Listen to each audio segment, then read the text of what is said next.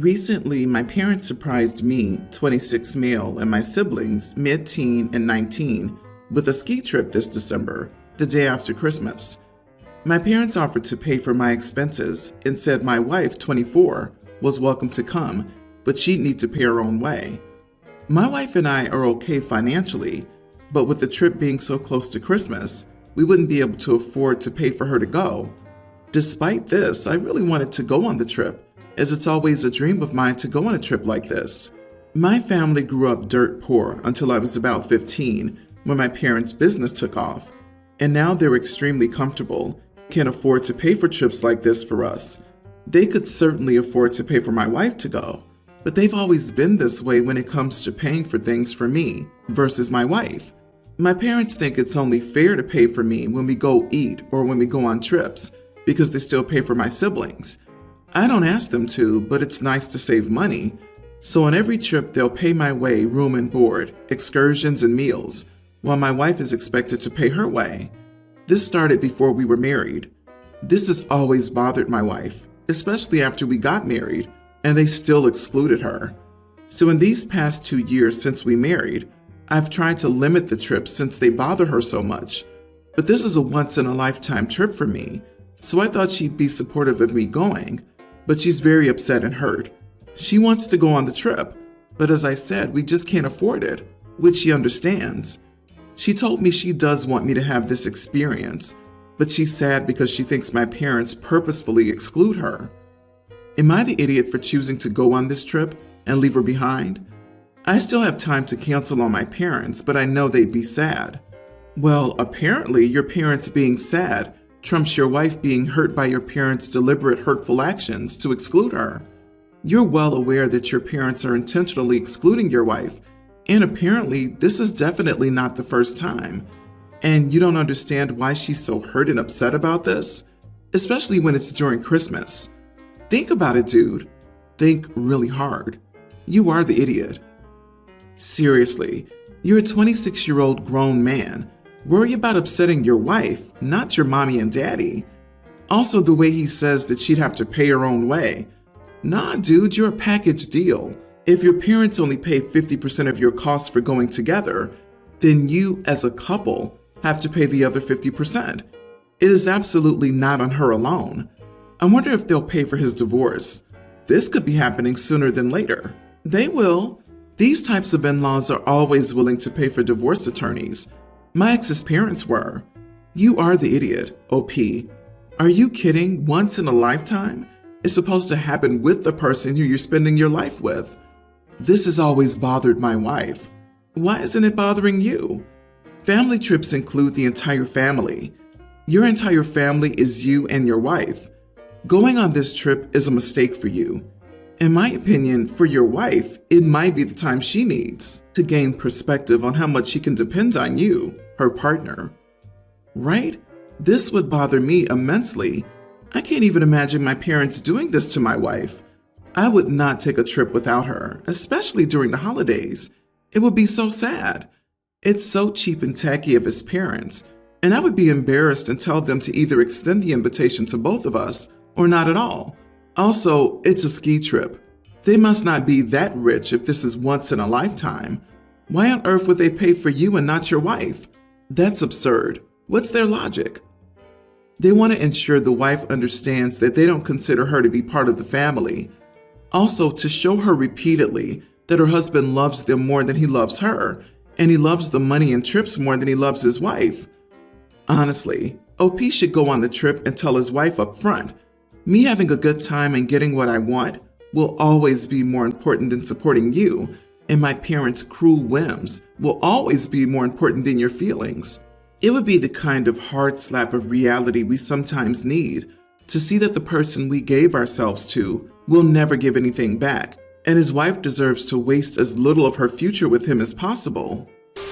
This all started 17 years ago, when my friend and his girlfriend, now married, gave birth to my daughter, Jasmine. They had a baby they didn't want and gave it to me. I was friends with this guy for a couple of years, and my wife was infertile and was devastated we couldn't have kids. So they gave us the baby. And life was good until the global issue hit. It hit hard for us, and my wife lost her job. Thankfully, I got a better job and made enough to support our needs and barely scraped by for my daughter's tuition. Now, on the other hand, my friend and his wife are living on cruise ships.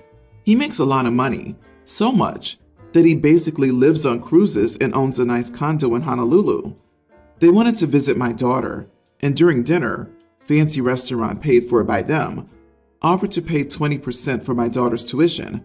My daughter said, why not more than that? And they told her she wasn't their responsibility, as they gave her to my wife and me. Dinner was very awkward after that, and outside I called my friend an idiot for not paying my daughter's tuition.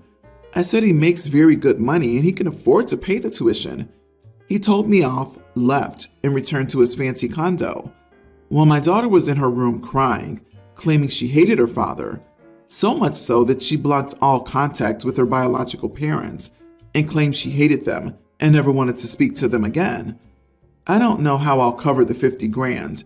It's basically half my salary over 2 years. So, am I the idiot? Edit.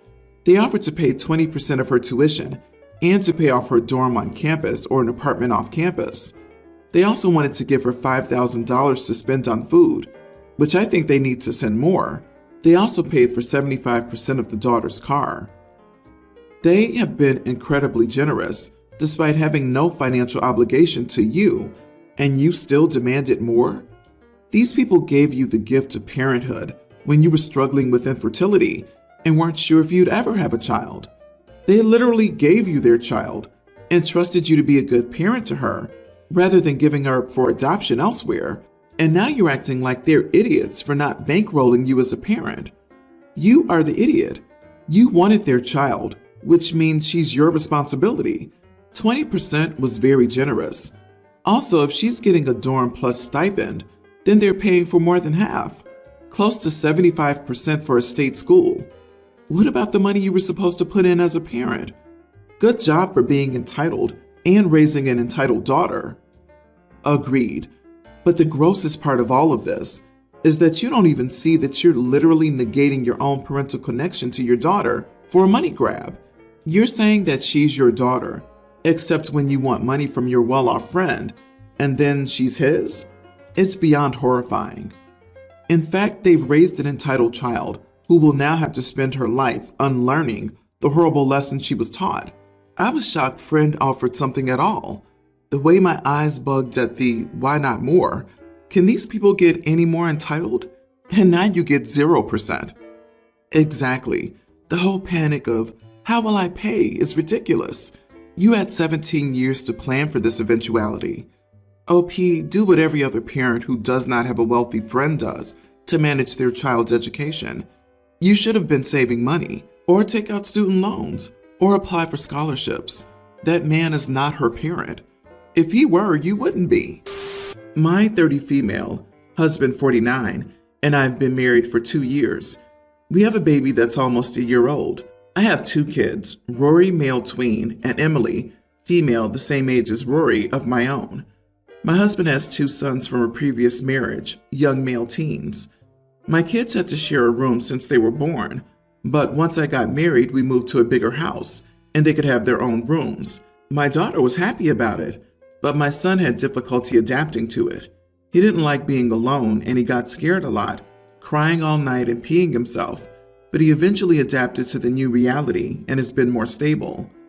My husband's sister is getting married in Hawaii, and the whole family is going there for a big destination wedding. The idea was for the kids to share rooms in sets of 2. Emily would have to stay with one of my husband's nieces. Rory would share a room with one of his stepbrothers, and the other one with another cousin. But that didn't work.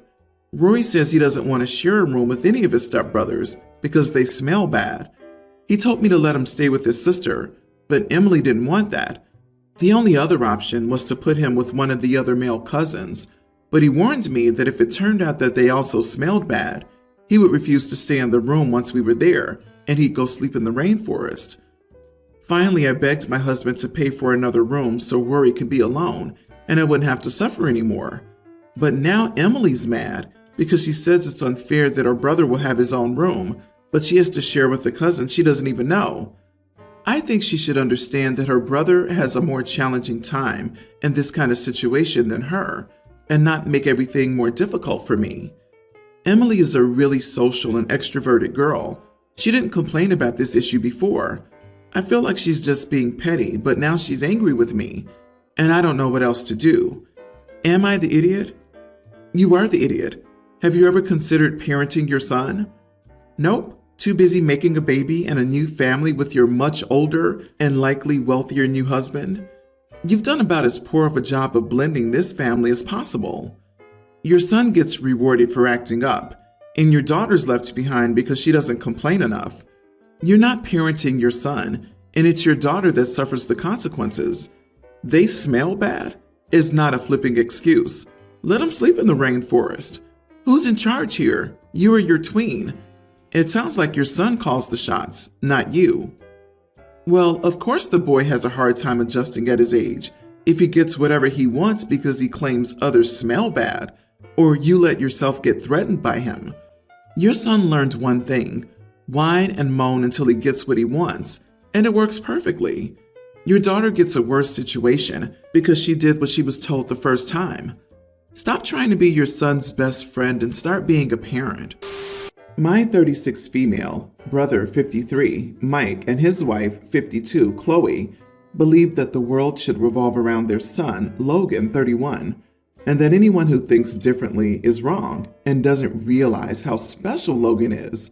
Note, my parents had me when Mike was a teenager, and Mike had Logan at 22, so I'm closer in age to my nephew.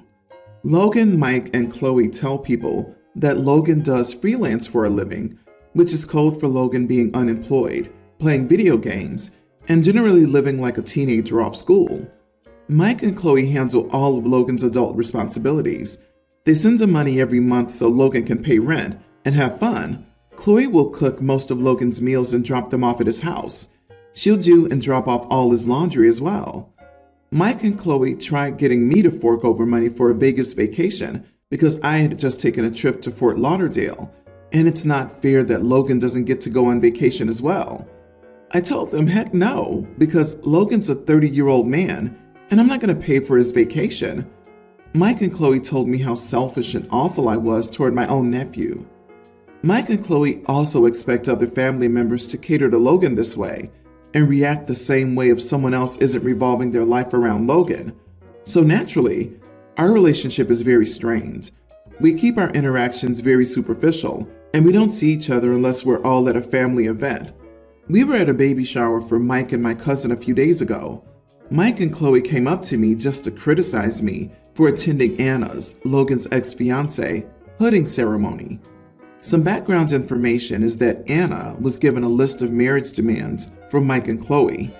They expected Anna to provide 3 meals a day and do all the chores while still working full-time. Logan had told Anna that he supported himself through his freelance work. Anna didn't know until then that Mike and Chloe were sending him money monthly and handling all his responsibilities. Logan always insists on going to her house. Anna noped out of that relationship, and Anna and I are still friends. I told Mike and Chloe that I'm an adult and can be friends with whomever I want.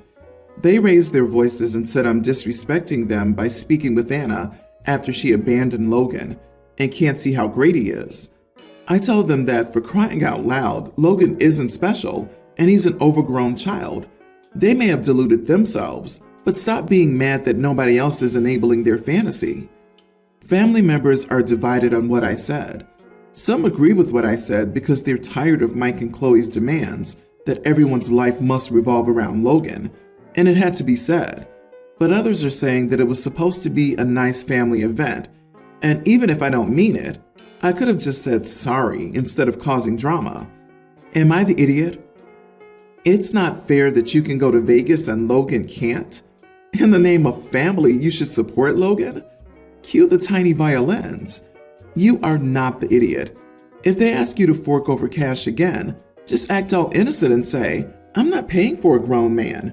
He should use the earnings from his freelance work and pay for it himself, and then excuse yourself from the conversation. It needed to be said. You don't need an apology for who you're friends with. I don't blame Anna for noping her butt out of there.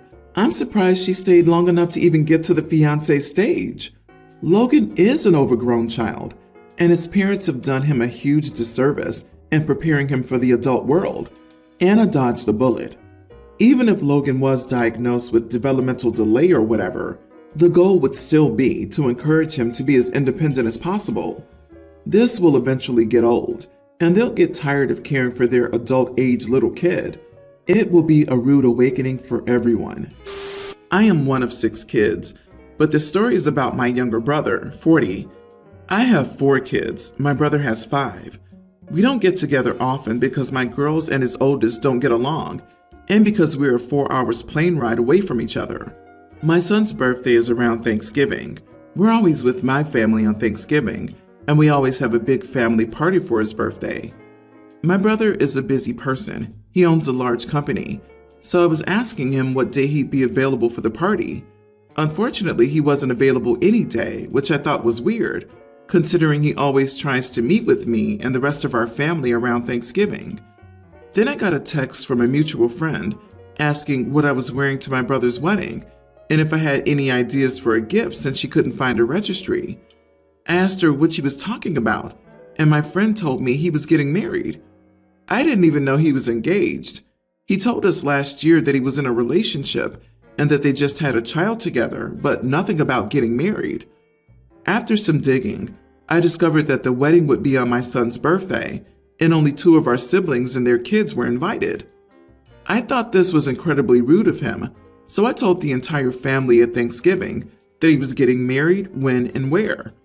Some family members made an appearance at his wedding, and he found out that I was the one who told them about it. He called me the next day screaming at me for ruining his wedding, and then blocked me on everything.